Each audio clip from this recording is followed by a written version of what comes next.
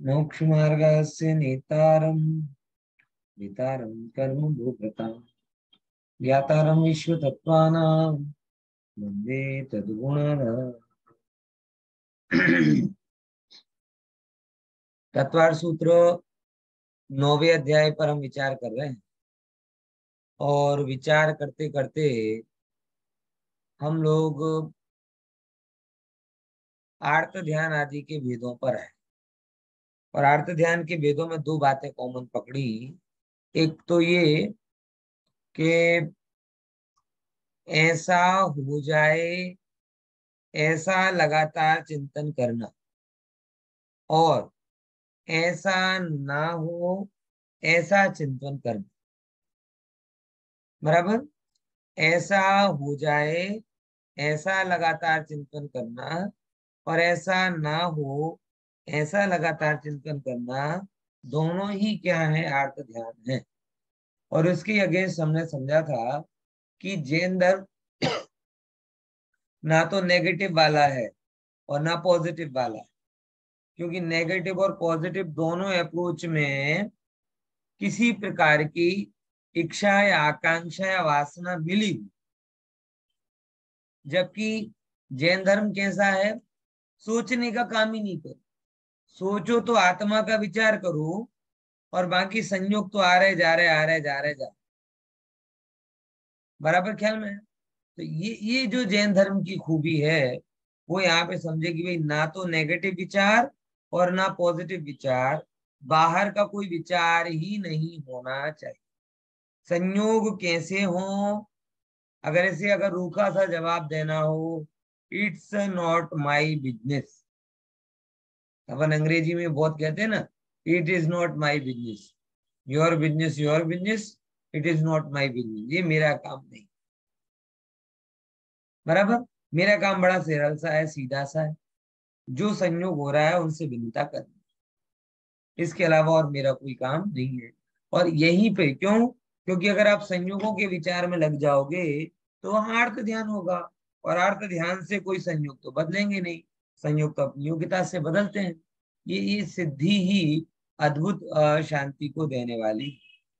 अब अर्थ ध्यान के तीसरे नंबर का जो भेद है, जिसे हम कहें 31-32 नंबर के, 30-31 नंबर के सूत्र में हो गया था, अब आता है 32 नंबर का सूत्र, वेदनायाश्य। बोलिए, बोलिए, आवाज नहीं आ वेदनायाश्य। रही। हाँ, वेदना वेदनायाश्य। वेदनायाश्च। वेदनायाश्य। कि जैसे शुरुआत के दो भेद होते हैं, ऐसे एक और भेद होता है, इसका नाम है वेदना नाम का अर्थ ध्यान। बराबर। कैसा अर्थ ध्यान? वेदना नाम का अर्थ ध्यान। अब ये वेदनायाश्य क्या कहता है कि वेदना के होने पर उसे दूर करने के लिए सतत चिंता करना तीसरे नंबर का अर्थ ध्यान है। इसको जरा गहराई से समझते हैं। सबसे पहले ये समझो कि कोई भी व्यक्ति ऐसा है क्या इस काल में कि इसको कोई भी प्रकार का रोग ना हो? है कोई व्यक्ति ऐसा? यानी जो भी हमें दिखाई देता है वो किसी न किसी रूप में है। एक गोली, दो गोली, तीन गोली, चार गोली, गोला गोली वाले ही है। एक थेरेपी, वो थेरेपी, एक असंतुलन, दूसरा संतुलन। यानी अब इसमें हमने समझा और समझने की कोशिश की, तो ये पता चला कि सब जगह कुछ ना कुछ, कुछ ना कुछ, कुछ ना कुछ, कुछ ना कुछ शरीर के लोगों को होता ही रहता है। और देखा, सामान्य व्यक्ति तो दूर, जिनका ये डिपार्टमेंट है रोग दूर करने वाला, उनको भी वेदना होती होती कि नहीं होती?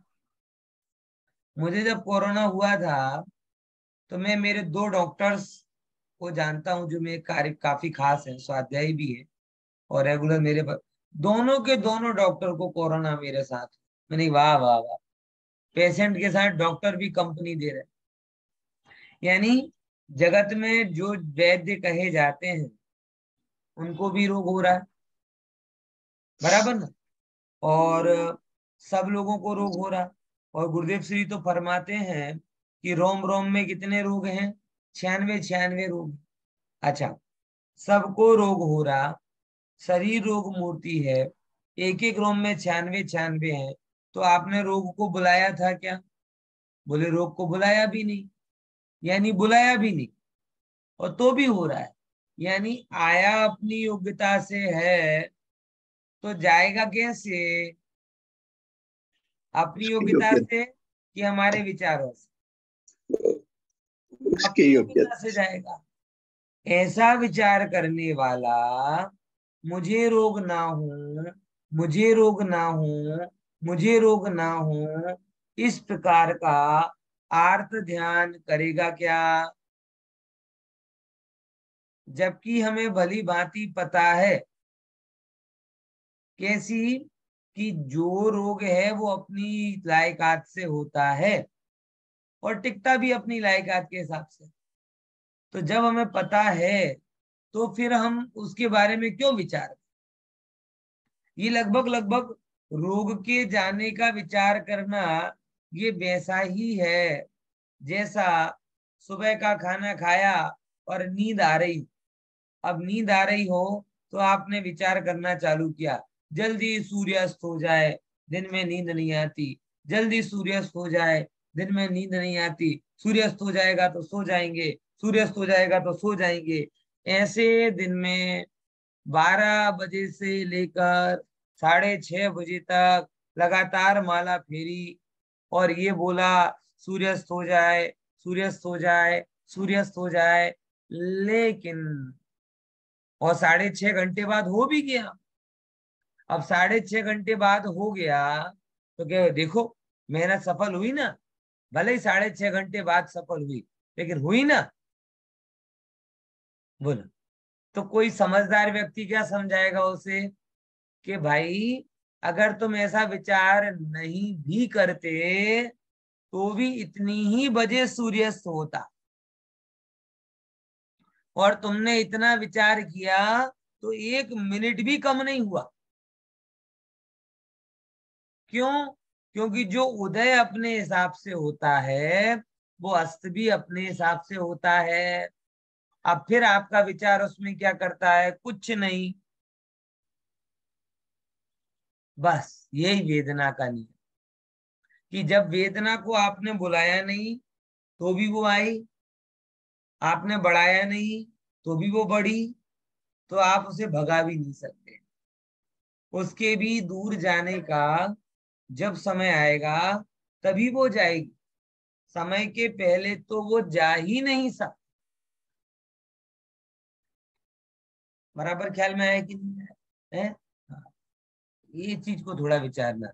तो वेदना का ये विचार हमें समझना है, कि वेदना के होने पर उसे दूर करने के लिए सतत चिंता करना, कांस्टेंट चिंतन करना, वो तीसरे नंबर का अर्थ ध्यान है। वो क्यों व्यर्थ है? क्योंकि हमारे विचार से कभी हमारी वेदना जाती नहीं। इसका सबसे बड़ा प्रूफ ये कोरोना काल रहा। सारे लोगों ने दिन रात कोरोना कोरोना कोरोना कोरोना की माला फेरी, लेकिन उसके बावजूद भी कोई भी मतलब कह नहीं सकता कि कोरोना कैसे थी। पहली लहर गई, दूसरी लहर आई, तीसरी लहर आई, फिर चौथी लहर आई। है? पहली लहर में कुछ नहीं था, दूसरी लहर में भयंकर सीवियर हो गया, तीसरी लहर में फिर कम हो गया, चौथी लहर में तो अब कोई खबर ही नहीं आती। बराबर। तो ये इतनी सारी वेव्स आई हैं, ये किसी ने बुलाई क्या? बोले नहीं बुलाई। तो कोई भगा सकता है क्या? बोले नहीं भगा सकता। समझ में आया? बस ये, इसीलिए रोग के समय में रोग दूर हो, ये विचार करने की बजाय रोगमयी मैं नहीं हूं, ये विचार करना फायदे का सौदा है। क्या बोला? बोलो जरा ये लाइन। रोग के समय में कौन सा सौदा फायदे का है? पारुल बेन, सुन रहे? हाँ। मैं आत्मा हूँ, रोग नहीं। हाँ, कि रोग के समय में रोगी रोग नहीं। दूर करने का विचार करना फायदे का सौदा नहीं, क्योंकि आपके विचार से रोग दूर होता नहीं। तो क्या लाभकारी है? बोले रोग के समय में रोग में नहीं, ऐसा चिंतन करना लाभकारी। कौन सा लाभ होता है साहब इससे? इसका लाभ बताऊं कि रोग में नहीं, ये चिंतन करने से डबल लाभ होता है। पहले नंबर का लाभ, वेद ज्ञान के बल से कर्मोदय को सहन करने की हिम्मत आती है। पहले नंबर का लाभ क्या लाभ हुआ? बोलो। वेद ज्ञान वेदनान का से किसको हिम्मत आती है? और ये आप छोटी छोटी चीजों में लगाना। आत्मा। आपका सर दुख रहा हो, आप ये दवा लो, वो दवा लो, ये विचार करो। और दूसरे नंबर, शांति से बैठकर ये विचार करो कि ये मैं नहीं, ये मैं नहीं, ये मैं नहीं। कंपैरेटिवली आप देखोगे कि जैसे ही आप वेद ज्ञान का विचार करते हो, वैसे ही दो चीजें होती हैं। या तो वेदना कम हो जाती है, या आपकी अंदर की शक्ति बढ़ जाती है। बराबर। और दूसरे नंबर का, बोले इससे क्या होगा? रोग तो वहीं के वहीं पड़ा। बोले नहीं, अभी सुनो दूसरा लाभ बात। पुण्य बंद होने के कारण पाप कर्म क्षीण हो जाते हैं, और क्षीण हो जाते हैं तो अपने आप रोग चला जाता है। और मुझे रोग हुआ, मुझे रोग हुआ, मुझे रोग हुआ, ये चिंतन करने में आप किसका विचार कर रहे हो?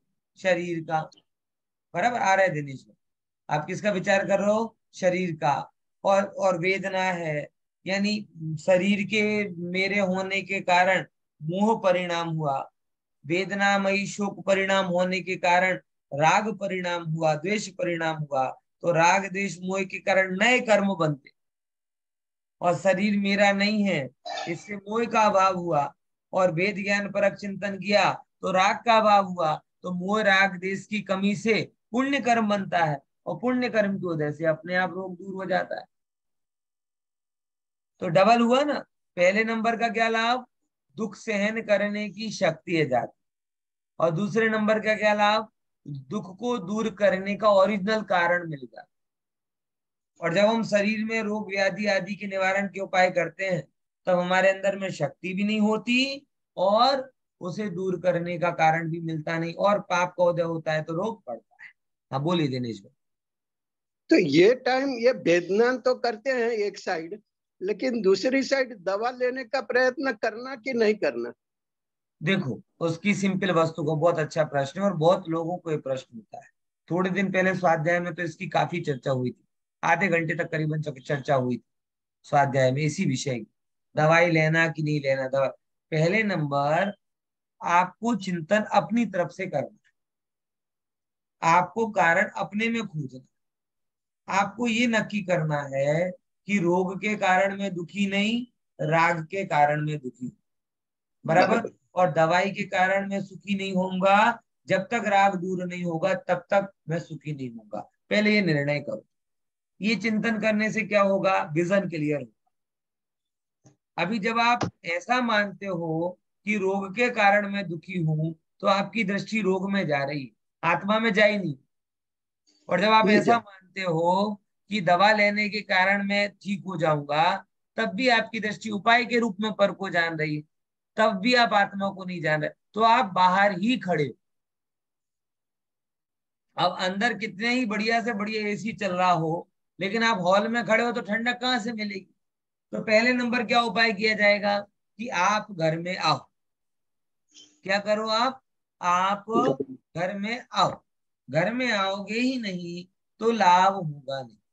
अब बोले घर में आए तो भी बाहर की इतनी ज्यादा पसीना तो माथे पर चला। बोले अब थोड़ी देर घर में बैठो भी। बराबर। घर में बैठो तो अपने आप बैठोगे तो शांत हो जाए। फिर भी बोले दवा का क्या करें? बोले खाना खाते हो ना, सांस लेते हो ना, पानी पीते हो ना, बस जैसे दवा लेते हो, पानी पीते हो, खाना खाते हो, ये जैसे अन्य काम करते हो, भोजन करना, पानी पीना, सांस लेना, वैसे ही दवा ले लो। कोई उसमें बड़ी बात है क्या?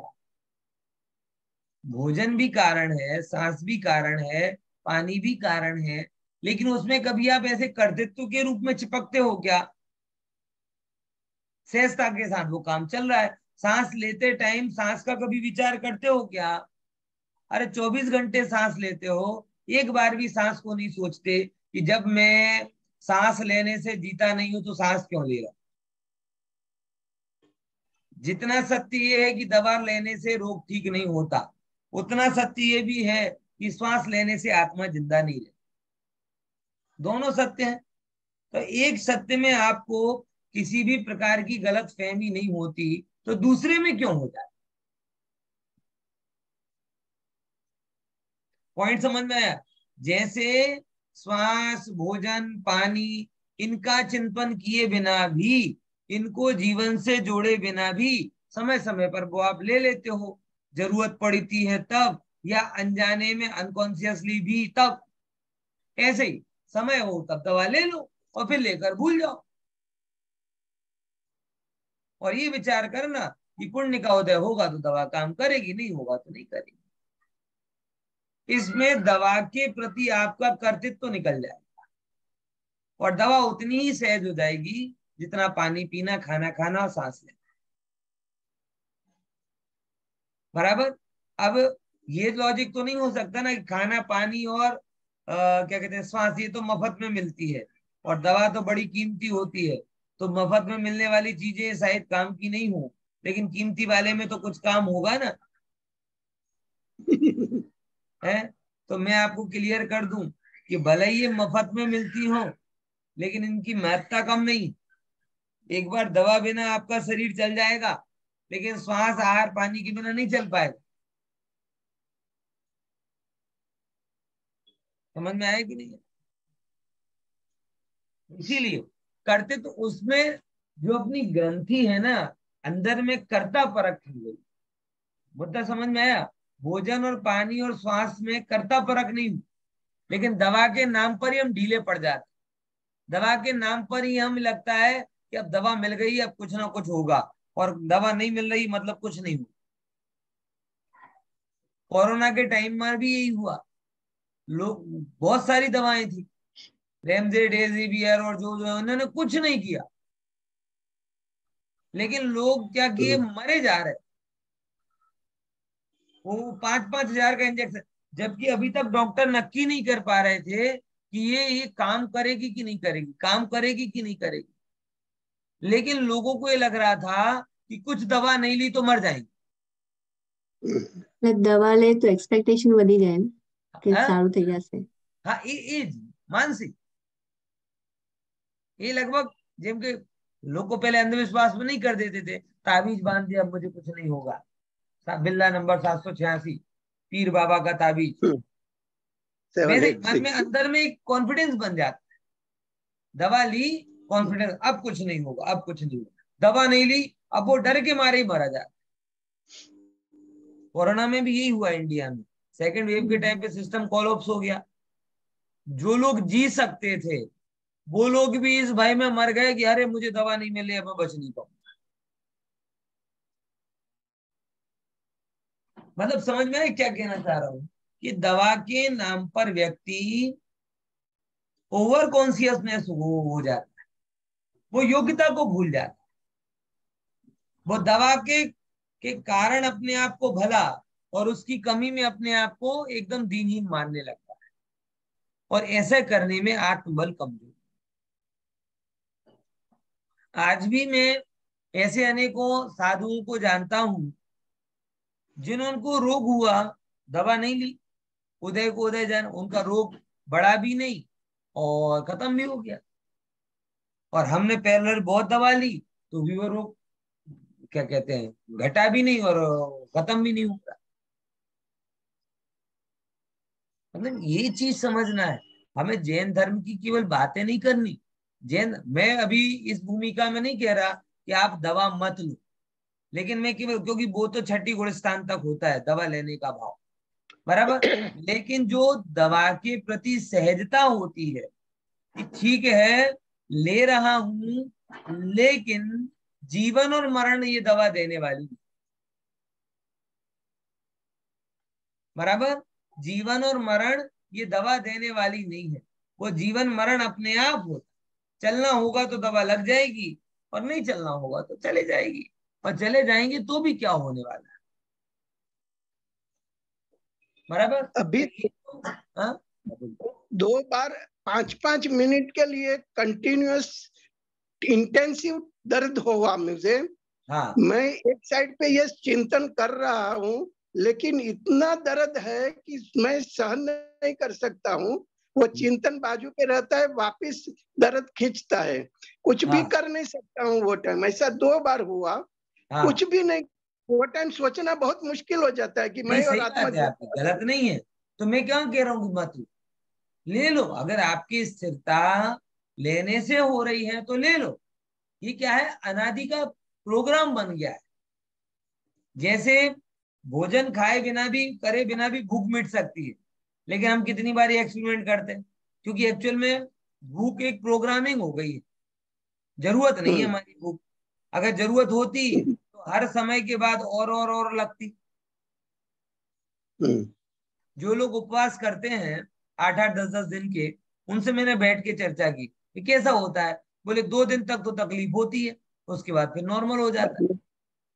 कारण क्या, 2 दिन तक शरीर कहता है क्या कर रहे हो मालिक, कुछ खिलाई पिलाई नहीं रहे। तो शरीर तो मशीन है, वो सिग्नल देता है, पेट गुड़गुड़ गुड़गुड़ होगा, नसें बोलेंगी, ये होगा, अब खाना दो, अब खाना दो, अब खाना दो। अब की सुनोगे तो सुनाएगा, नहीं सुनोगे तो फिर चुपचाप बैठ जाएगा। ये लगभग वैसा ही है जैसे कार सीट बेल्ट की वो बेल्ट होती है ना, अगर आपने लगाई नहीं तो टोम टोम टोम टोम टोम हम्म, तब तक बोलेगी, 2-5 मिनट तक बोलेगी। अगर आप सुनोगे तो ठीक, नहीं तो चुप हो जाएगी। तो सत्य तो ये है कि भोजन से भी भूख नहीं मिटती, भूख एक उदय है। आपने उस टाइम भोजन कर लिया तो मिट गई, और नहीं किया तो भी उदय तो थोड़ी देर बाद चली जाए। तभी तो अपन कहते भूख मर गई। कहते ना कई बार अपन, क्या हो गया, भूख मर गई। मर गई मतलब क्या होगा है, એ જે खत्म हो टाइम गई। હતું એ टाइम निकली गयो, पाछी भूख लागती नहीं। હવે जो शरीर के लिए भोजन जरूरत होती, तो दूसरे समय और प्रबल भूख लगती, तीसरे समय और प्रबल लगती, चौथे समय और प्रबल लगती। यानी time to time time to time time to time और बढ़ती जाती, लेकिन बढ़ती नहीं है, गायब हो जाती। इससे क्या सिद्ध हुआ कि भोजन से जीवन चलता। नहीं, लेकिन लेकिन हम क्या उससे विमुख हो पाते हैं।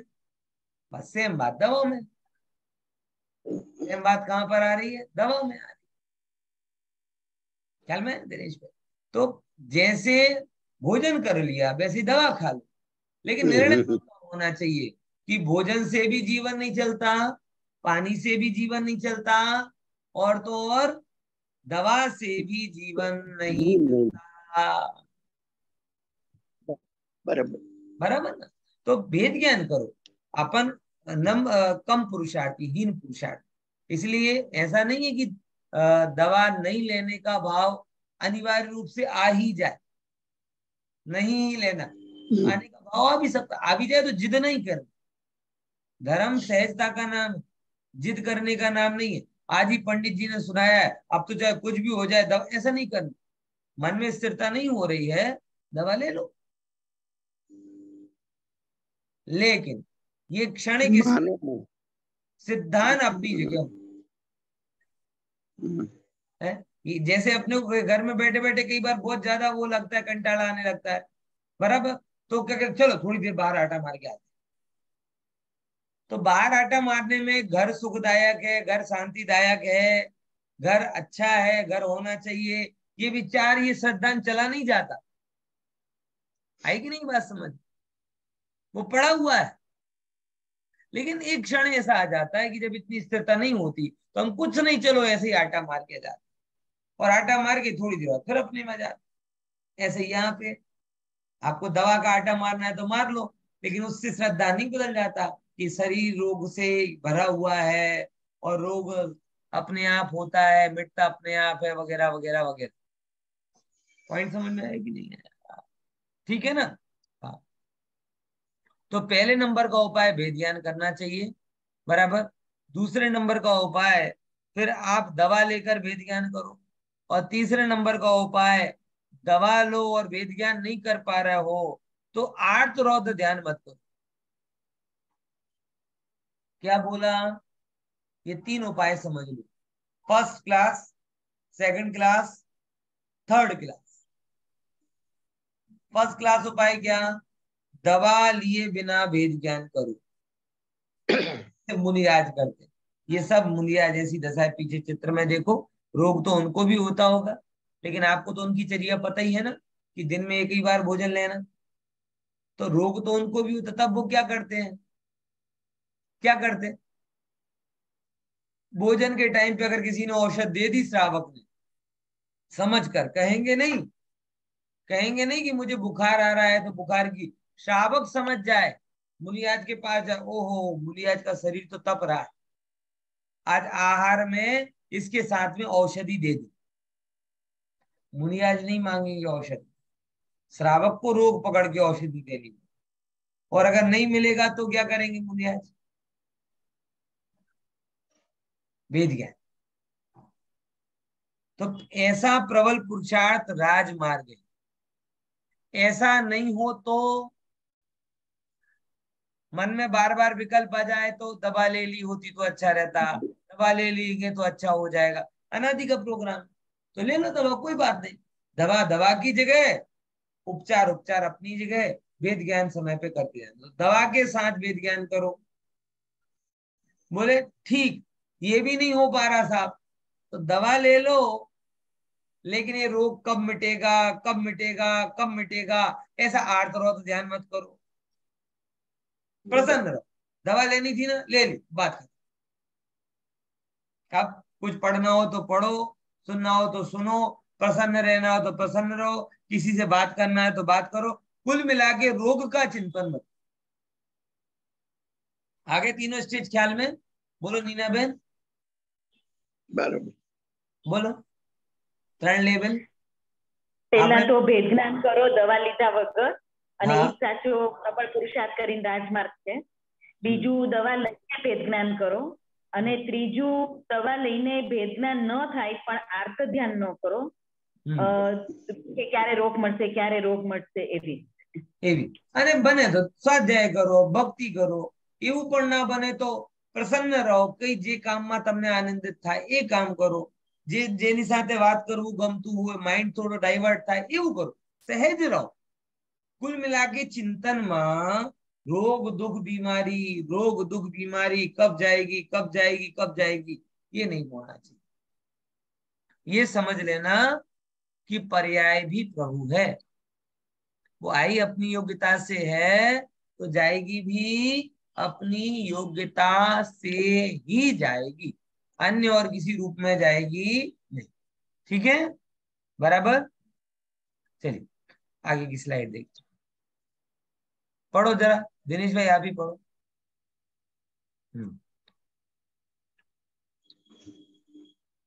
વંચાય છે कि ફોન્ટ મોટા करो। वात पित्त कफ, वात पित्त कफ के प्रकोप से उत्पन्न हुए शरीर को नाश करने वाले वीर्य से प्रबल और क्षण क्षण में उत्पन्न होने वाले काश, श्वास, भगंदर, जलोदर, जराकोड, अतिसार, ज्वरादिक रोगों से मनुष्यों के जो व्याकुलता होती है उसे अनिंदित पुरुषों ने रोग पीड़ा चिंतन नाम का आर्त्र ध्यान कहा है। देखो ये अलग अलग प्रकार के रोग हैं, ये तो बच्चे हैं, अपने पास तो और बड़े बड़े रोग हैं, ये तो बड़े छोटे छोटे रोग बोले। अपने पास तो लिस्ट में कही जाए तो वो और इससे बेटर बेटर रोग है, राज रोग है, कैंसर रोग, टीबी रोग, और ना जाने ये फोबिया ना वो फोबिया, ये डिसऑर्डर ना वो डिसऑर्डर, ये सिंड्रोम ना वो सिंड्रोम, कितने कितने प्रकार के रोग दुख बीमारियां हैं। आचार्यों ने जो लिखा वो तो फिर भी कम है, हम तो बहुत जानते हैं। बराबर। अब आप समझना क्या, कल ही मतलब मैंने एक, मतलब ऐसे अजीब अजीब से रोग होते हैं, सुनकर बड़ा अजीब सा लगता है। एक 30-40 साल के हैं वो भाई, उनकी आंतें एकदम चिपक गई, आंतें चिपक गई। अब वो ना खा पा रहे ना पी पा रहे, 2-4 साल की लड़की और गुजर गई। बकरी का दूध पी रहे थे ओनली, वो भी हजम नहीं हुआ। अब बताओ ये भी वो, आप कभी खाते, आप सोचो ये शरीर अगर ठीक ठाक काम कर रहा है तो कितना अच्छा। अब जरा सी भी गड़बड़ी इसके अंदर हो जाए तो क्या हो। बात समझ में आई कि नहीं। मैं तो कई बार पढ़ता हूँ, इतने प्रकार के रोग दुख तकलीफ होती हैं कि जिन्हें कोई कह भी नहीं सकता क्या करे। ऐसे ऐसे रोग हो सच जाते हैं कि जरा सा वो हिले और हड्डी टूट जाए। ऐसे ऐसे रोग हो जाते हैं खून निकले तो निकलना बंद ही ना हो, कोई ठिकाना है। हाँ, एक को तो मैंने ऐसे रोग पढ़ा था कि उसकी बॉडी में कुछ भी करे तो कैल्शियम प्रोड्यूस करे, चूना। अब ये डिसऑर्डर हो गया उसको, मतलब कुछ भी खाए उससे प्रोटीन नहीं बने क्या, तो हाँ उसके हाथ पैर हमेशा फ्रीज हो जाए। ये मतलब 50 प्रकार के रोग। अब समझना ये बात क्या है, ये तो ठीक है दृष्टांत हुआ। ऐसे रोगों से जो मनुष्यों को व्याकुलता होती, मैंने देखा बड़े बड़े सूरमा भी ये रोग आदि को सहन करने में बड़े कमजोर होते। अच्छी बॉडी हट्टी कट्टी हो ना, 6 फीट की, बराबर, और उसके लिए भी जरा सा खून दिखे ना शरीर का तो महिलाओं के जैसे रोए, हे भगवान हे भगवान अब क्या होगा, अब क्या होगा, हे भगवान अब क्या करें, हे भगवान उठा लो, जरा से बुखार में भी मरे रे हाय रे मरे मरे, सहन नहीं होता। बराबर ख्याल में आ रहा है तो ये चीजें बताती हैं कि ऐसा भी आर्त ध्यान होता है कि जिस आर्त ध्यान में लगातार लगातार अंदर अंदर में व्याकुलता बढ़ती जाती है, उसे ही कौन सा अर्थ ध्यान का, रोग पीड़ा नाम का अर्थ ध्यान का है ना। देखो अब एक अगला होता है चौथे नंबर का अर्थ ध्यान, 33 नंबर के सूत्र में आया। बोलिए, निदानम च, निदानम च, निदानम च। निदानम निदानम च। निदानम हाँ, च। देखो अब क्या कहते हैं, निदान नाम का चौथा आर्त ध्यान होता है। बराबर। आर्त ध्यान का चौथा भेद कौन सा है, निदान। अब जरा कल हमने निदान निदान की चर्चा की थी, कौन किसी को याद है वो क्या चर्चा थी निदान की, लॉ ऑफ अट्रैक्शन के नाम से की थी। हाँ स्पेसिफिक वस्तुની ઈચ્છા કરવી ને સારું हाँ કામ કરવું. हाँ, वेरी गुड। स्पेसिफिक वस्तुની ઈચ્છा કરવી એટલે જેમ કે કોઈ પણ વસ્તુ, स्वर्ग का सुख हो, किसी का किसी स्त्री पुरुष की प्राप्ति का विचार हो, कोई पर्टिकुलर भोग सामग्री की प्राप्ति का विचार हो, कोई गाड़ी बंगले मकान दुकान आदि की प्राप्ति का विचार हो, और इतना गहरा विचार हो, इतना गहरा विचार हो कि उससे मन हटे ही नहीं। बराबर। ये क्या कहलाता है, ये निदान नाम का अर्थ ध्यान। मन हट ही नहीं रहा, बस लगातार उसी उसी चीज में लगा हुआ है। और मैंने आपको कल भी बताया था कि ये निदान कोई फायदे का सौदा नहीं। क्यों? नहीं है। क्योंकि निदान से वस्तु मिलती नहीं, और मिलती है तो बिलो वैल्यू मिलती है, अप वैल्यू नहीं मिलती। अगर आपके पल्ले में पुण्य नहीं है तो आप इंद्र पद का निदान करो तो नहीं तो मिले। कैसे मिल जाएगा। कर्म कहेंगे नहीं। मोड़ो चुनिया, क्या क्या थी बच्चे बच्चे डिमांड करे छे, થોડું ખબર છે શેની ડિમાન્ડ કરે છે। इंद्र पद मिल जाए, अपन बोल तो देते हैं कई बार, इंद्रादिक पद नहीं चाहूं, तब मुझे कई बार हंसी आती है। ये वही लोग बोल रहे हैं जैसे मैं बोल दूं कि भैया मुझे तो अरबों रुपए भी नहीं चाहिए, मुझे तो खरबों रुपए भी नहीं चाहिए। बोले पंडित देख तो लो कितने हैं। अरब खरब गिनती में भी आते हैं क्या? है? मतलब समझो बात तो। अरब करब की ये ऐसे ही लोग कह देते हैं इंद्र पद नहीं चाहिए, और ये वही लोग हैं जो 10, 20, 100, 200 रुपए बचाने के लिए झोल झाल कर जाए, झूठ बोल जाए, करप्शन कर जाए, और वो ऐसा कह रहे हैं इंद्र पद नहीं चाहिए। जो इंद्र पद ठुकराने की बात करते हैं वो एक मिठाई का डिब्बा नहीं ठुकरा पाते। समझ गए ना? है? अब कैसे बोल दें? जो ये कहते कल्प वृक्ष के फल नहीं खाना, वो व्यक्ति एक मिठाई का पीस दिखे ना तो बच्चों जैसे दूर करना पड़ता है शुगर के पेशेंट को, पकड़ पकड़ के खाते हैं, छिप छिप कर खाते हैं। अब वो क्या कह रहे हैं? कल्प वृक्ष के फल नहीं खाते। पता है क्या होता है? चक्रवर्ती भी जो भोजन करता है, ऐसे समझो, एक तो हम भोजन करें बराबर, और एक जो रास्ते पे जो दीनी अनाथ लोगों के लिए भोजन नहीं करा दिया जाता, खिचड़ी अथवा रोटी, ऐसी कोई चीज, अब दोनों में स्वाद की कोई समानता है क्या?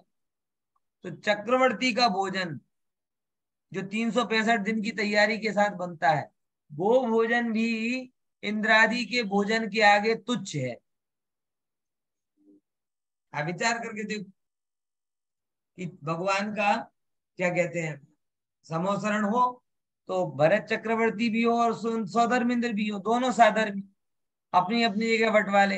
अब दोनों मिले तो सौधर्मेंद्र भी तो बोलेगा कि साहब आओ, भरत चक्रवर्ती भी तो बोलेंगे इंद्र को कि आओ थोड़ा 2-4 दिन हमारे यहाँ पे क्या करो, आओ भगत करो हमारे, ओ मतलब आतिथ्य का लाभ दो। अब चक्रवर्ती अपना बेस्ट में बेस्ट कर रहा, सौधर्मेंद्र आए तो श्रेष्ठ रूम, श्रेष्ठ गद्दा, श्रेष्ठ भोजन, श्रेष्ठ सब चीजें। अब वो सब चक्रवर्ती को कैसा, इंद्र को कैसा लग रहा? थू थू थू थू थू थू थू, क्या खा लिया, क्या खा लिया, मोडू खराब थे, मोडू खराब थे। समझ में आया? यानी ये है, इसीलिए निदान में कोई भलाई नहीं है। ये निदान, एक तो हम अगर कहें कि निदान एक ब्लैंक चेक है हमारे लिए, कि हम जो कुछ उसमें लिख देंगे वो मिल जाएगा, ऐसा नहीं। अकाउंट में जितना है उतना ही मिलेगा। अब उसमें आपने कम विड्रॉल करा है तो कम मिलेगा, ज्यादा का लिखो तो कम मिल सकता है, लेकिन कम लिखो और ज्यादा मिल जाए पुण्य से, ऐसा नहीं होता। इसीलिए निदान करने में कोई भलाई नहीं है। बेटर ये है कि कर्म की व्यवस्था कर्म पर छोड़ दो, अपनी व्यवस्था अपने पास रखो और कर्म की व्यवस्था कर्म पर। ये संयोग वियोग वाला डिपार्टमेंट कर्म का है, तो कर्म का मामला कर्म पर छोड़ो और जीव का मामला जीव पर रहने दो, ऐसा ठीक है ना? तो निदान की इच्छा नहीं रखो। तो निदानम चाहिए सूत्र का अर्थ हो गया। फिर आगे क्या बोले? अगला सूत्र है, इसकी थोड़ी परिभाषा और देखते हैं, आगे है निदान क्या कहते हैं, देखो पढ़ो, कौन पढ़ेगा? दिनेश भाई, दिनेश भाई पढ़िए। ठीक है, चलो नीना बेन तुम वाची। ભોગો की मीना कीधું, नीना बेन શું કીધું? હવે જેને પહેલા शुरू કોને કર્યો હતો? नीना बेन તમે વાંચી દો, चलो। भोगों की तृष्णा से पीड़ित होकर रात दिन आगामी भोगों को प्राप्त करने की चिंता करते रहना निदान आत्मध्यान है। देखो सबसे पहले नंबर क्या बात आई, यहाँ पे वो शब्द आता है याद, बर्निंग डिजायर, बढ़तरा वाली इच्छा, बराबर। निदान भी वैसे ही है, बर्निंग डिजायर। निदान तब होता है जब आप किसी चीज को पाने के लिए आपके तन मन सारी ऊर्जा लगा देते, ऐसे वैसे नहीं। हम लोगों को यही होता है, भोगों को प्राप्त करने के लिए जितनी ऊर्जा हमने लगाई है, क्या कभी आत्मोपलब्धि के लिए उतना पुरुषार्थ किया? एक दिन भोजन ना मिले तब होने वाले परिणाम, और एक दिन स्वाध्याय ना मिले तब होने वाले परिणाम, दोनों के बीच के अंतर को समझा है? भोजन ना मिले तो ऐसे थोड़ी होगा, ऐसे थोड़ी होगा, मिलनी चाहिए, मिलनी चाहिए। और स्वाध्याय, अब ठीक है कभी कभी होता है, रिलैक्स हो जाते हैं, जरूरी थोड़ी रोज रोज मिले है।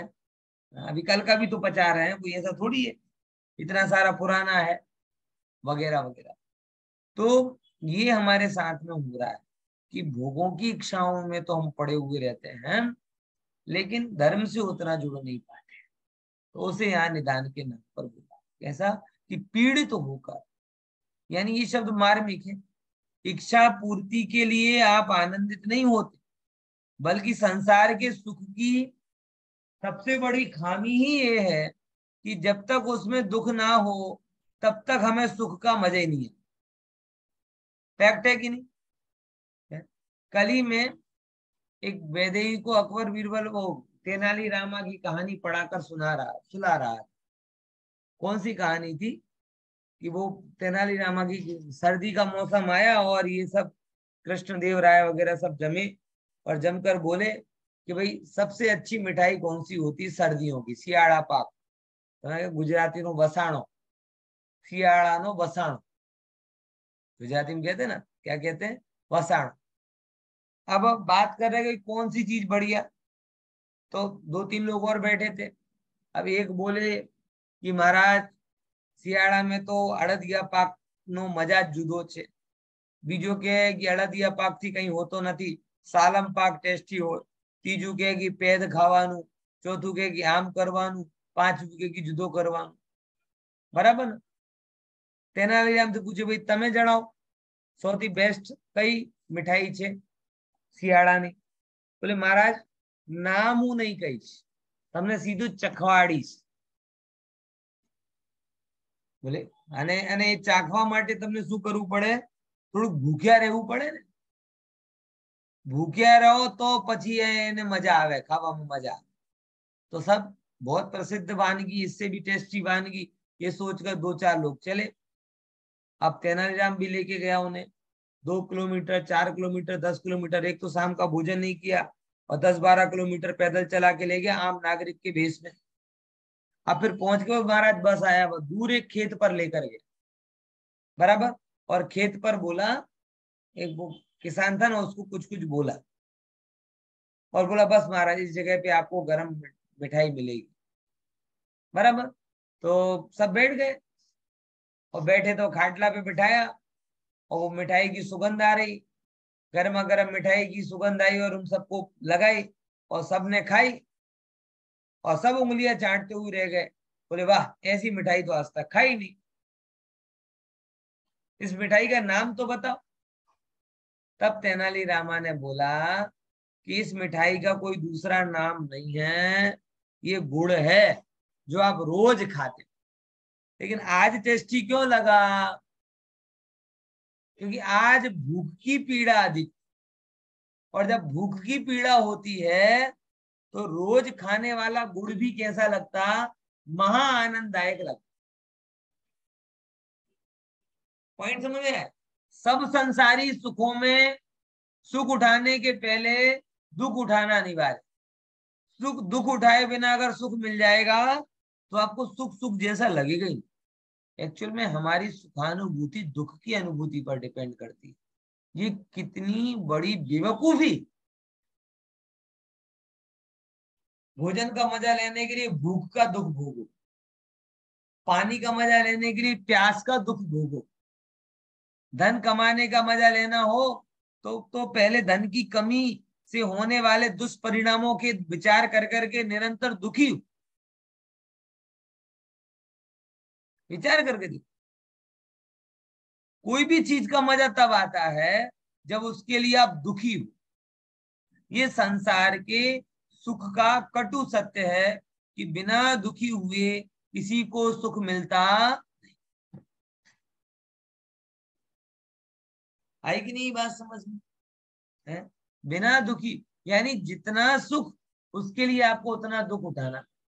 आप एक इच्छा की पूर्ति के लिए दिन रात एक कर देते हो, बाद में वो मिलता है तो आपको आनंद लगता है।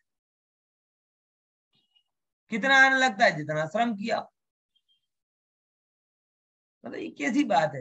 कोई आपको बोले कि हम आपको ऐसी दवाई दे रहे हैं जिस दवाई के लिए आपको पहले खासा बीमार होना पड़ेगा, तब जाके हम आपका इलाज करें। तो इलाज के लिए पहले बीमार करेंगे, फिर इलाज करेंगे। अब बताओ कराना कि नहीं कराना?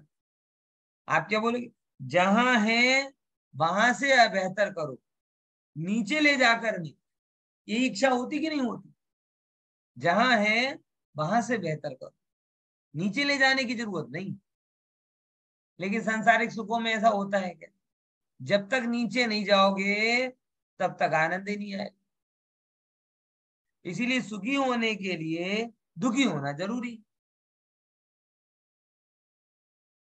ये कोई मतलब निरोगी होने के लिए रोगी होना जरूरी, हष्टपुष्ट होने के लिए दुबला मरी हड्डी होना जरूरी। ये क्या तो, लेकिन इसके बिना संसार का कोई वो ही नहीं होता। इसीलिए तो कहते ना कि सोने का सुख, मकान का सुख, दुकान का सुख, आजीविका का सुख किसको लगता है? जिसने कभी भूतकाल में निर्धनता को भोगा हो। ये एक कमरे के मकान का भी सुख किसे लगेगा? है, विचार करके देखो। अभी वो चार्ल्स ने एक बड़ी अच्छा स्टेटमेंट दिया, इनके इंग्लैंड वाले चार्ल्स ने, कि मैं 786 कमरे वाले मकान में रहना नहीं चाहता। कितने, 86 है कि 66? नहीं खबर? ले, बंकिंगम पैलेस दिखाओ। મારા ઘર કરતા વધારે છે એટલું ખબર છે. સમજા કે નહીં? એટલે ખ્યાલમાં આવે છે કે નહીં? कि आगे विचार अब उन्हें क्या पता कि एक कमरे की भी क्या कीमत होती है?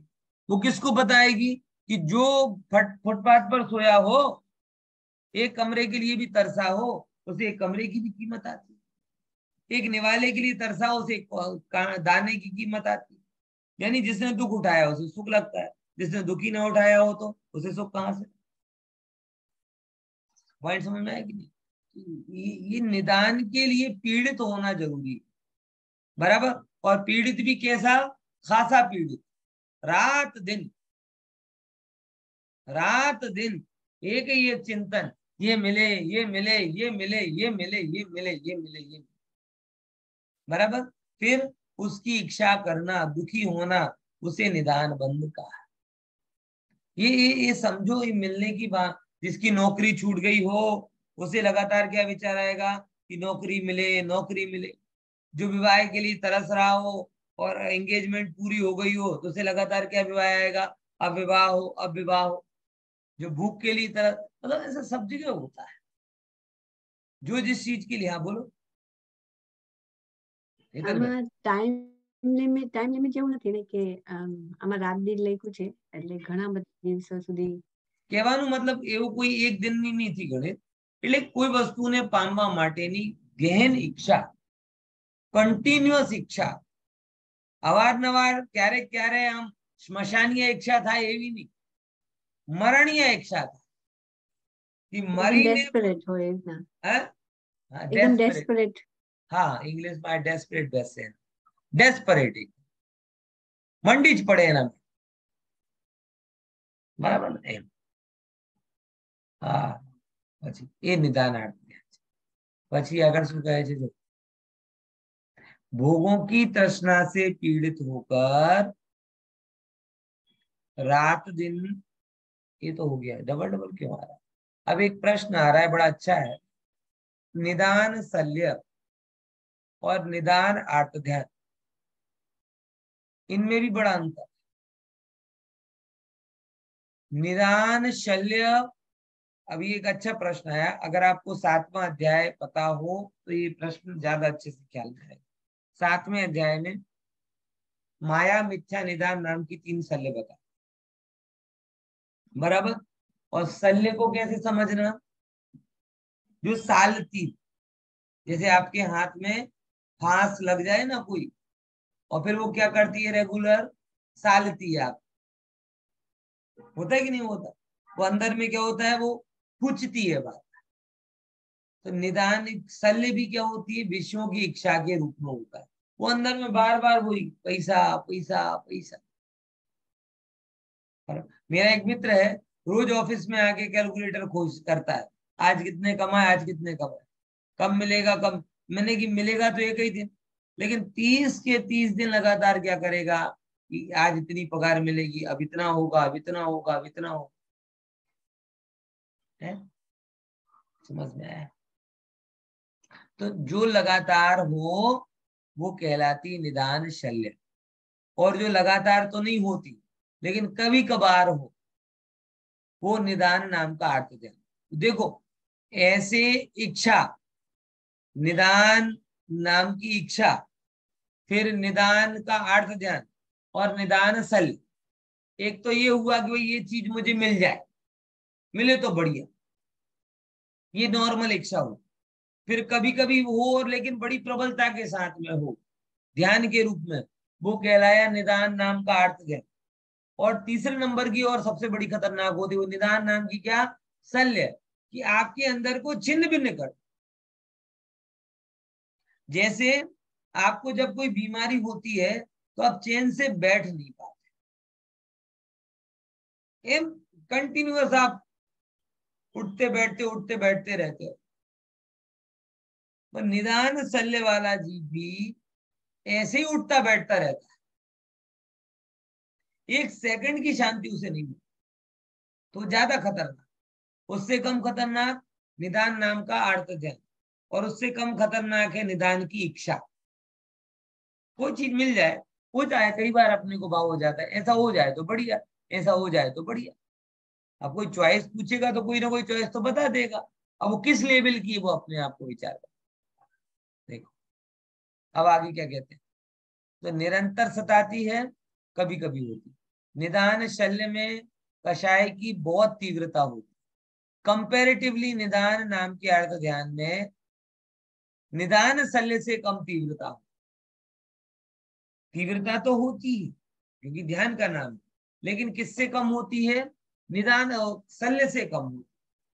अब ये निदान नाम की शल्य आवृत्ति के होती है, जबकि निदान नाम का अर्थ ध्यान, निदान नाम का अर्थ ध्यान आवृत्ति व देशव्रति दोनों को हो सकता है। 5वें गुण स्थान में भी हो जाएगा, 6वें गुण स्थान में भी हो जाएगा।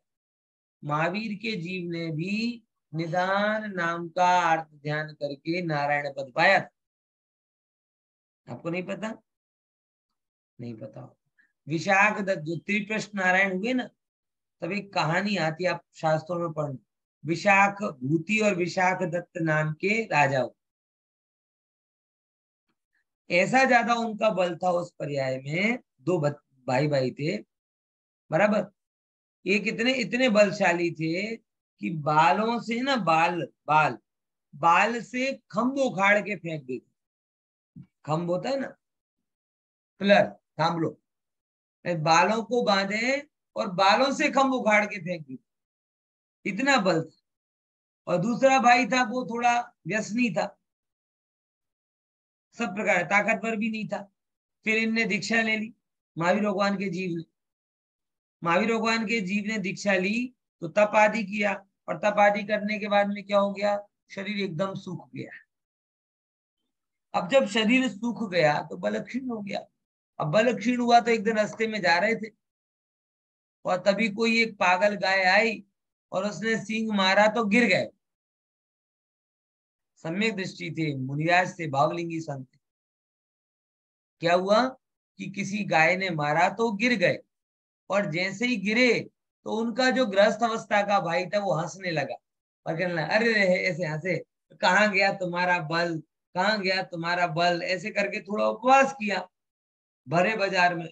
तब उन्होंने ऐसा निदान किया कि अभी तो मेरा तप क्षीण हो गया है, बल क्षीण हो गया, लेकिन अगली पर्याय में तेरे मरण का कारण बनूंगा। और तब जाके वो त्रिपृष्ठ नाम के नारायण हुए, महावीर भगवान का जीव। और जो उनका सौतेला सगा भाई था, कजिन भाई था, वो कौन बना, वो प्रति नारायण बना। और उसका बदला लेने के लिए फिर वो नारायण बन के उसका घात किया। ऐसा तब होता है, 3 खंड के अधिपति बन। छठवें गुण स्थान में ऐसा भाव आ गया। अपन कई बार निग्लेक्ट नहीं कर जाते, लेट गो कर जाते, ठीक है बोला लेकिन वो नहीं योग्यता हुई थी उनको, निग्लेक्ट नहीं कर पाए, सीरियसली ले लिया, निदान मान लिया, और कहते कि जिस तप के प्रताप से मोक्ष जा सकते थे वो सब चक्रवर्ती पद तो दूर, नारायण पद में पूरा खत्म। ऐसा विशाख दत्त और विशाख भूति की कहानी आती, समझे। इसीलिए निदान नाम का अर्थ ध्यान छठे गुण स्थान में भी होता है, हो सकता है, बराबर। और ये निदान की शल्य मात्र अविरति को ही होती है। ठीक है, इतनी चर्चा अपन ने की, विशेष चर्चा अपन कल करेंगे, कल तो नहीं। इतना और पढ़ दो जरा, कौन पढ़ेगा? हाँ नीना बेन पढ़ो तुम। हाँ। विपरीतम मनोज्ञस्य इस सूत्र से निदान का संग्रह हो जाता है? नहीं, क्योंकि निदान अप्राप्त की प्राप्ति के लिए होता है।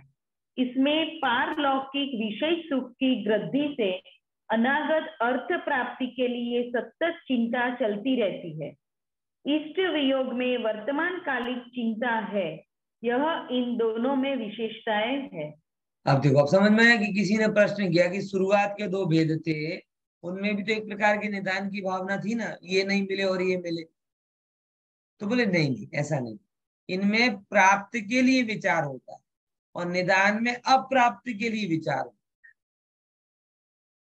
बराबर। ये इनके बीच में जो मिला और बढ़ जाए, और निदान क्या होता है, जो नहीं मिला वो मिल जाए।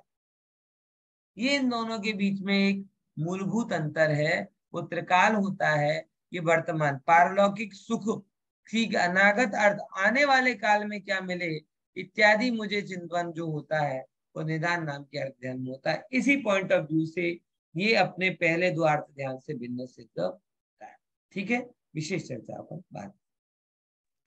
जय जिनेंद्र। जय जिनेंद्र।